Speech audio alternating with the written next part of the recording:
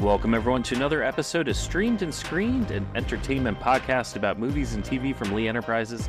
I'm Terry Lipshetz, managing editor of the National Newsroom at Lee, and co-host of the program, Bruce Miller, editor of the Sioux City Journal and a longtime entertainment reporter.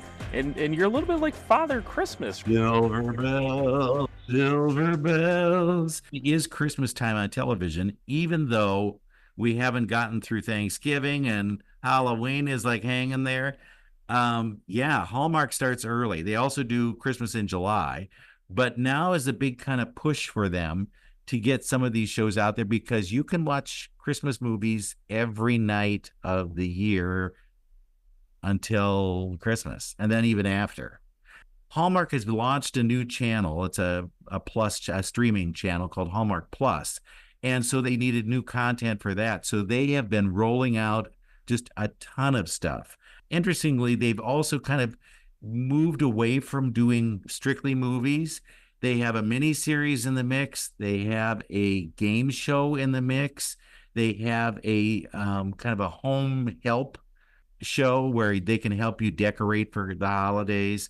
So they've got a lot of variety, I guess, in this new Plus thing. Of course, you're also paying for it, so there you go. But you get a chance to see some of those old films that you might have loved, and you get a chance to see their kind of standard bearers. I did not realize, I'm sorry I'm this stupid, that there's like a repertory company of actors who appear in a lot of these films. Each year, it's likely they will have 4 or 5 movies on Hallmark.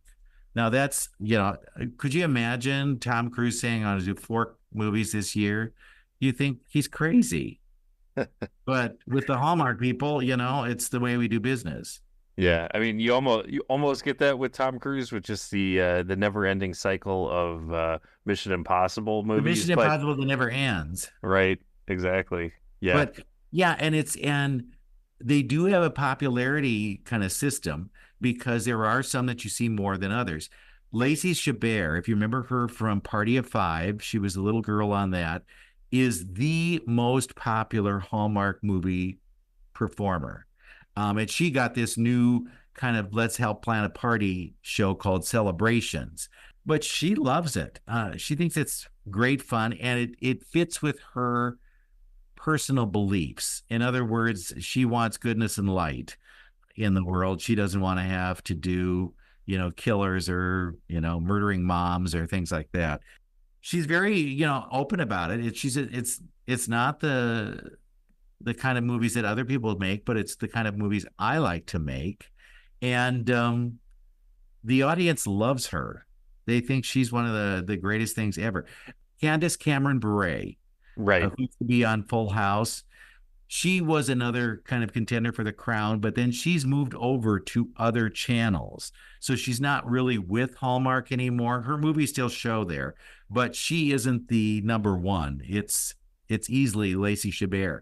On the men's side, Andrew Walker is king of the walk. He has more than 30 Hallmark movies to his name. And he is in something called, it was called the new one is Three Wiser Men and a Boy. And it's based off Three Wise Men and a Boy, which was based off of Three Men and a Baby. So it's a way of putting 3 kind of inept guys in charge of a kid. And in this one, in the new one that's coming up this year, Three Wiser Men and a Boy, they have to help a school put on a Christmas program. And they know nothing about it. And it's a ripoff of How the Grinch Stole Christmas because they couldn't get the rights. So it's called like the Grump, stopped the holidays, or they have a goopy name for it. But Andrew is in there as one of them. And also Tyler Hynes. Tyler Hynes is like now one of the big comers in Hallmark movies. He has 5 coming out this year alone. I mean, just like with the next month. He's in a thing called The Groomsman. And this is a 3-part film thing where 3 friends are groomsmen at their friend's wedding. So it's about each of the relationships. And then they are all there for each other. And so that's three of Tyler's there. Then he has the three wiser men and a baby, and then, or boy. And then he also has the big Kansas City Chiefs movie, which is the one that people have been talking about the most this year because is it a place where we see the Kelseys? Huh. Big question. And that's, will Travis be in this? And I think it's a slam dunk he will. Travis is, I mean, his profile is at an all-time high. I mean, he was already on a trajectory to be a Football Hall of Fame tight end, and then you add Taylor Swift to the mix, and now he's gonna retire, and we will see more of Travis Kelce retired than as a player. I mean, it's kind of almost like to the Mannings, like where you can't escape Peyton and Eli Manning, and those guys have been retired for quite a few years now. He already has that game show, Are You Smarter Than a Celebrity? And, could you not see him doing a variety show at some point, or another game show? ABC probably is just waiting to stick him in one of those redos. Like, are they doing the match game? Let's pull out the match game and bring them in there. But yeah, so that is going to be one of the big Hallmark movies of this year, because they had the cooperation of the Kansas City Chiefs. They have people, I believe Donna Kelsey's in it as well, but they have a lot of tie-ins with that. And it's the premise is they're looking for the super fan. Who is the greatest fan of all of this? And it was shot at the stadium. And it involves a lot of names, the coaches, whatever. You'll see a lot of people in that. And they also will be doing Hallmark ornaments tied into the Kansas City Chiefs. Now, this isn't a stretch because Hallmark is based in Kansas City. So it's like supporting the home team, basically. But Tyler is in that. And Tyler is a Canadian who really knows nothing about football. He never grew up with football. He didn't really know what it was all about. So he had a crash course when he was making this movie. But that's his fifth movie of the year. So, cranking him out. And this is a whole underworld, I think, that we don't pay attention to, where you go, who are those people? And you can ask a relative, especially one who's like all into this. Do you know these people? Oh, yes, that one's been on how many movies? I love that person. They're wonderful. That's how it is. So it's this whole undercurrent. There is also this miniseries called Mistletoe Murders. This is a new one for Hallmark, where it's a 6-part limited series where murders occur in this town. And the woman who solves them, Shades of Murder, She Wrote, runs a little gift shop, a Christmas gift shop. And they think that it was a cookie that poisoned somebody from her store. And so then she starts kind of slipping around and trying to figure out what was involved there. Sarah Drew, who was on Grey's Anatomy, is the one. She says, I love this. This is like the best. The best.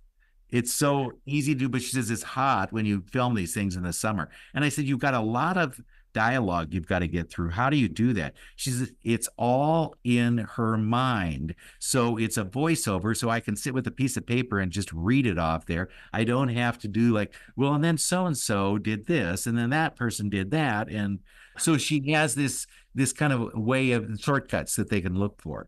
And if you've known anything about Hallmark movies, certain set props show up in other Hallmark movies. Most are shot in Canada because it's cheaper to do them up there. They have kind of an area or a space where they can share, and they just redecorate it, maybe use the same trees, who knows, and then bring in the stars, and they do them very quickly. But they can tick these. They're almost like soap operas where they can tick them off very quickly. I mean, look, this is their brand. I mean, I imagine too that in that murdery one that she runs the gift shop, I imagine there's like Hallmark ornaments on display, and that cross promotional product placement stuff, it's rampant. And wouldn't you want a a darling little ornament that happened to be seen Right. on, you bet. Yeah. You Yeah. bet. But you can see it. This is their brand. This is what they do. They're known for these movies. They're targeting a certain audience. That audience is not me. So it's just, it might be my wife, but it's definitely not me. You know, Terry, in the old days, it used to be they were selling cards Right. because you would say, oh, it's Mother's Day coming up. They're going to be a Hallmark show. Hallmark Hall of Fame will do some mother-related show. And then you'll see all the Mother's Day cards you could get or gifts.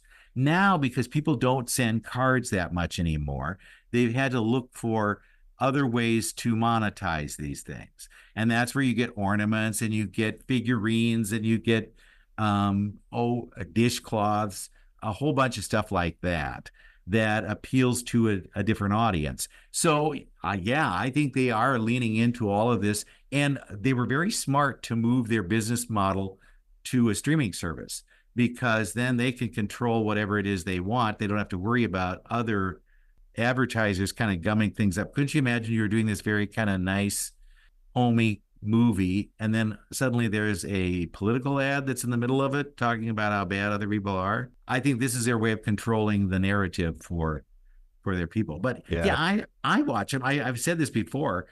I'll start watching one, fall asleep, wake up in the next one, and I didn't realize that there's already a new film starting. It is, it's a fascinating type of production. It's the production because you can kind of recycle the sets. You can bring in the cast members, and there's a lot of these that are out there. I mean, you mentioned like Candace Cameron Bure, her brother Kirk Cameron, who got famous on Growing Pains. He's made a second career of filming like Christian movies that Right. you don't ever see them, but if you walk into a Hobby Lobby, there's like stacks of them on DVD sitting out by the checkout. So and you look at like Bruce Willis before he had to retire. He was cranking out those movies every year, which I remember when I worked at a different paper, there was a reporter who did something from Cincinnati, and they found that like Bruce Willis, the bulk of the movies, they were actually funded. These ones that he was doing like 3, 4, 5 movies a year. They were largely funded by a Chinese film company, and they were filming a lot of them in Cincinnati. It made no sense whatsoever, but it was just, and there were these action movies. He would show up and do, a couple days worth of stuff. We get his name in it, so it's like a Bruce Willis movie, but it wasn't. He was just kind of there for the ride, and it was, I mean, it's just, there's a lot of these out there, and Hallmark has their niche, and they're cranking out the holiday movies. And that it has some kind of legs when you look at Prime Video has like 20 holiday films coming.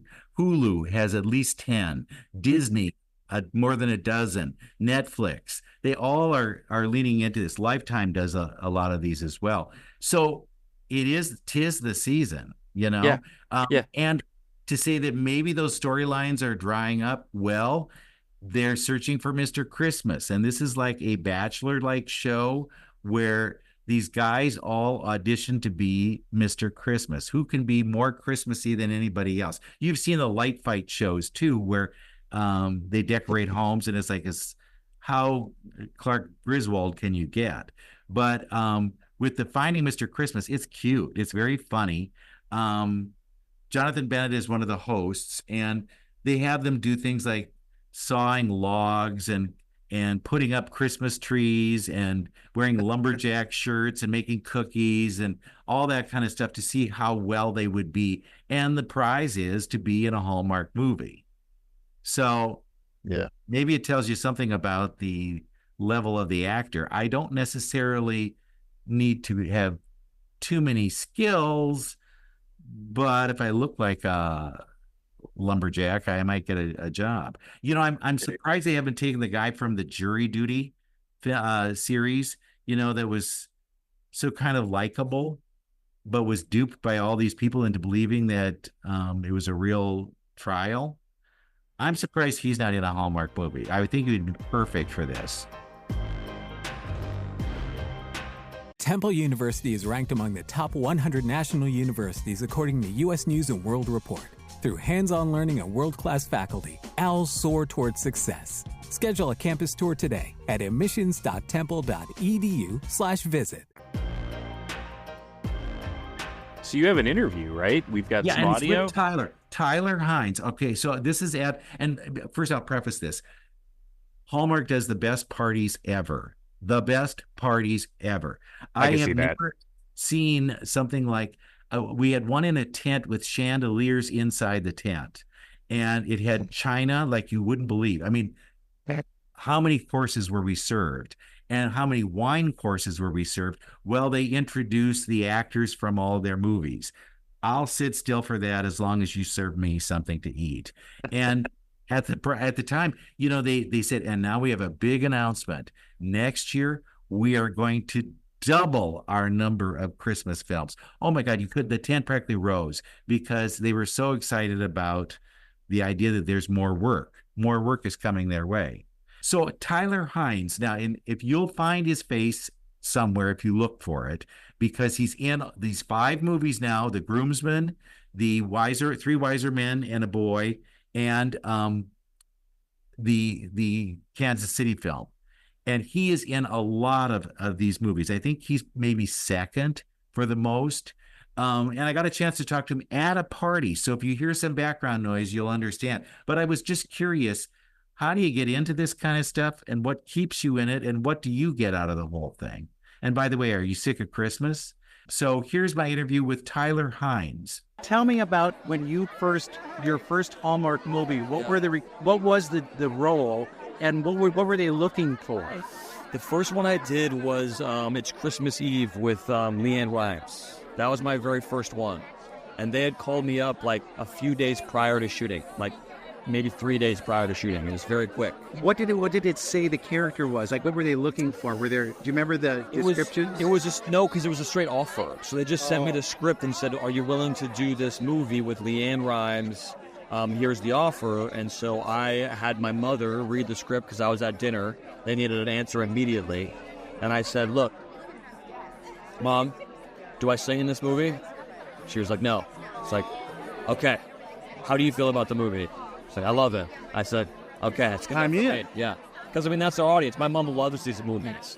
She reads all the scripts I do, actually. So did you think it would be one and done, or did you? I didn't think about it, because, again, it was 2 days later we were shooting, and I was working with a director named Tibor, who was a lovely gentleman, and he was very passionate about asking me to smile a lot in the movie, and I was enjoying that, and I was going, man, just try to make this as good as, because he's like, I want you to do more of these. And I said, I'm just trying to make a good one. Let's start there. And I don't know what this is, but we'll find out. And, movie by movie, I started to understand what this was and the value of it and my place in it. And very, very grateful to have been invited and to continue to be invited to these movies, because I really do love telling. So for you as an actor, how do you make them different? I play a lot of little games by myself that nobody knows about. I have all kinds of little things that keep it interesting for me, like I'll be watching certain movies while I'm making the movie that maybe, I'll go on a Pacino kick, and I'll play with things. You're thinking about him, and it's my Pacino I know approach. This sounds odd, but in my own little way, I kind of have my own fun. I also try my best to figure out what this movie has to offer in terms of its tools and in terms of its value, and try to cater a character or a rhythm or something about it that's at service of that, but feels like it's going to be entertaining for me. And there's all kinds of little games I play with the audience who are familiar with the movies that I've done, as well. Do they catch on? Do they say, "Oh yeah, he's yeah"? They seem to notice things and appreciate the sort of fun. Because one of the things I love about these movies that seems unique to anywhere else is there's a continuous back and forth conversation that feels like it's happening. Sure. You're on a series, you're telling a story, it's the same character. A movie, normally you make a movie, a year later that movie comes out, and then maybe you make another movie. The fact that I'm making multiple movies in a year and they're coming out throughout the year means that there's this continual conversation with the audience, the ones that are familiar with the movies, where I get to react to what they do, and they react to what I do, which makes me react to what they do, and it's this continuous conversation. How many have you done in a year? Well, this year, in the last 4 months, I've made 5. Oh. So 5 movies in 4 months at the end of this month. I know this is a dumb question to ask, but does it hinder you from getting other jobs? Do they think of you as he's the Hallmark guy, so don't... I think that that's really been a conversation. For me, I'm a Canadian. I'm a loyal person. I like to find where the value is, and if there's value there, and if there's a playground to play in, I'd like to keep my focus on that thing and try to do that thing as best as I can. The folks here at this network and the people that I make the movies with, as well as the people who watch and consume them, it's a very sincere dynamic. And this is a priority for me in my life. Sure. And so for me personally, there are other things that I do outside the world of these Hallmark movies that are things that I make with artists who are up-and-comers, collaborators that would make something really original and out of left field. And those are a longer investment. But these are something that I can pour my heart and soul into that is creating an impact that seems to be a very positive one.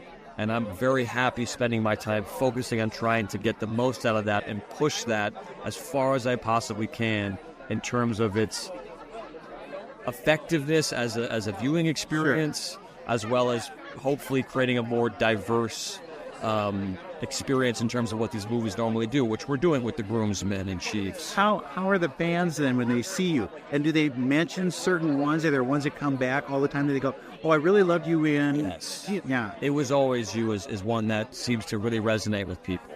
Because? Aaron Krakow is an incredible actor, incredible person, incredible talent. And I was in the room when she was making everybody fall in love. She's an incredible person. So, yeah.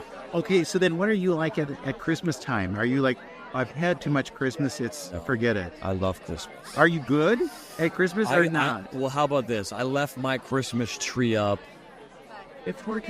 until somebody else took it down when I was gone, like a month ago. Well, you could have been ready for the next year. I'm fully prepared to leave the Christmas tree up all year round. That's how seasonal tree, right? I don't want to lose the magic of when it comes out because there is something to that. Yeah. But at the same time, when it leaves, it feels empty.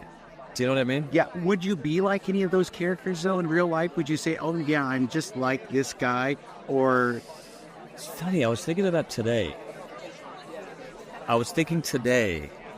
There was something about it, because that question does come up. Oh, I was thinking in the context of the Chiefs. Yeah. I was just at the ESPYs and I'm being asked, you're probably looking for the hockey team would be yours. I didn't even watch hockey. Oh, you don't? I mean, the Canadian card is pulled. I know, gone, fully. I'm a skateboarder. So I grew up playing... Dusty hand, is that... This is not how that happened, unfortunately, yeah.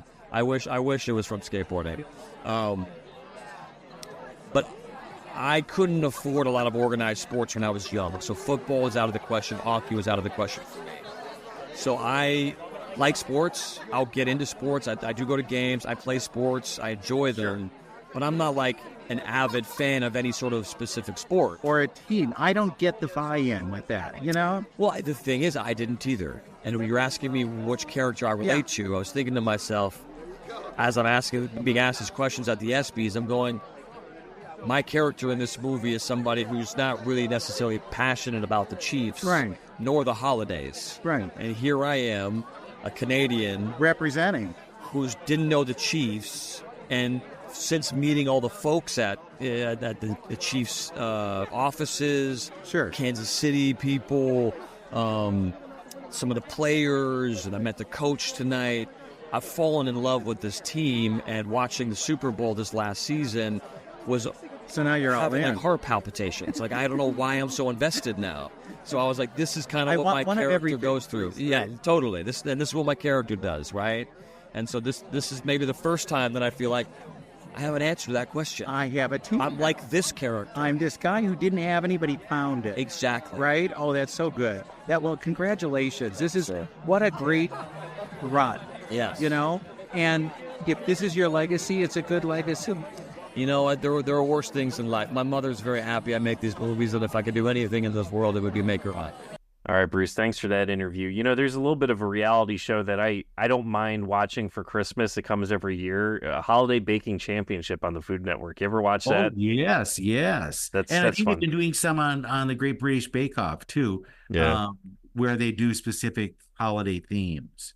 Now, I don't know that you need some of that stuff that they make over there, but there you go. Fruitcake, not going to happen. What I enjoy most about the Holiday Baking Championship, so it's hosted by Jesse Palmer, who is a former NFL quarterback. He was a backup for the New York Giants, so I'm pretty familiar with him. Former Bachelor host. Yep, that's his other thing.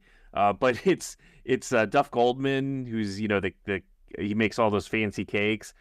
He's funny on it. It's kind of, and he's always poking fun at Nancy Fuller, who's another host on the show, and they'll make, somebody will inevitably make the cake and it's spiked with some sort of alcohol, and Duff will be like, "Oh, there you go, Nancy, have an extra slice with all that rum in it," and she starts rolling over. It's just you could tell that they're having a good time on the set.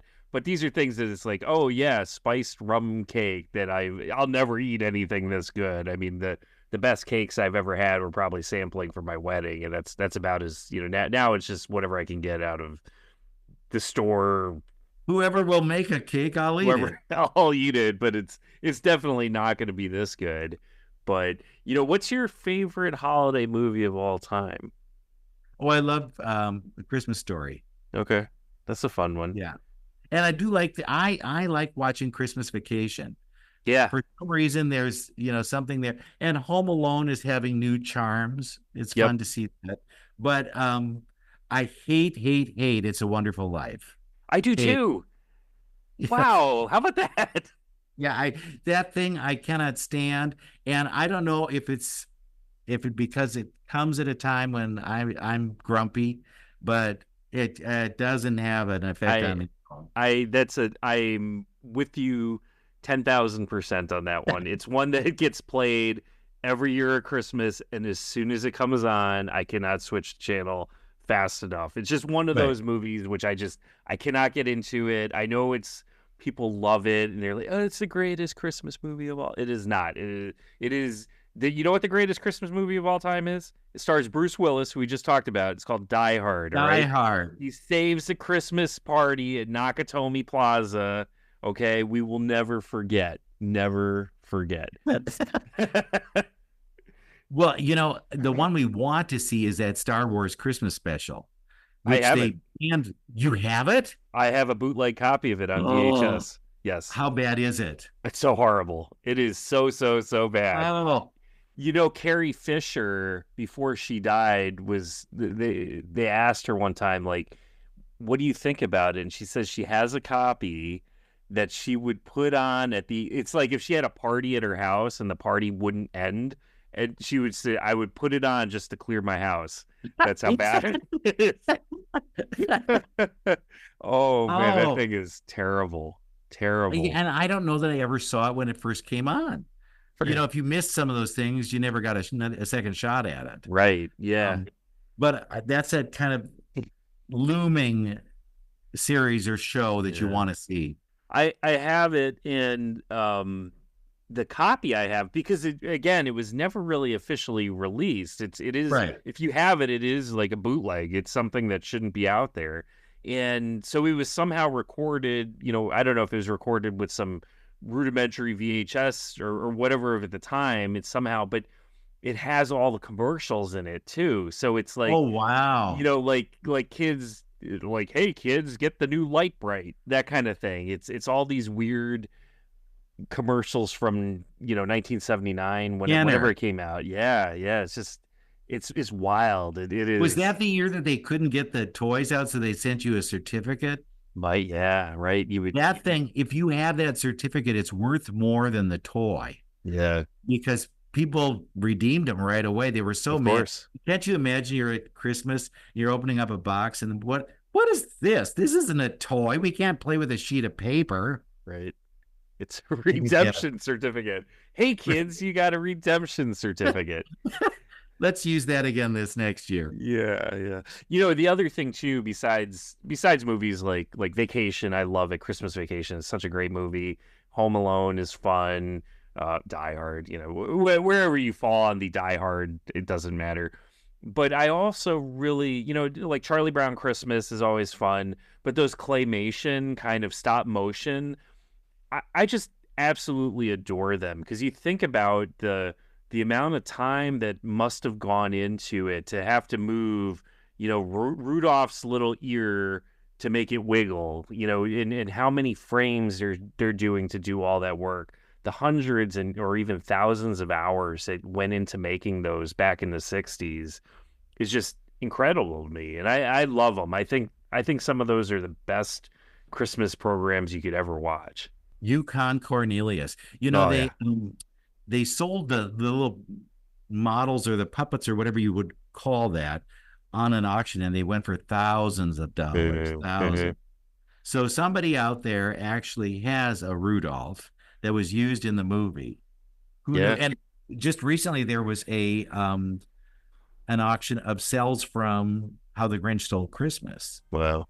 And they were up there, 10,000, 20,000, So I guess the nostalgia market is one that you can't overlook, because if you remember it and it has a place in your heart, you want a piece of it. Well, on that note, thank you again for listening, and we'll be back again next week with another episode of Streamed and Screened.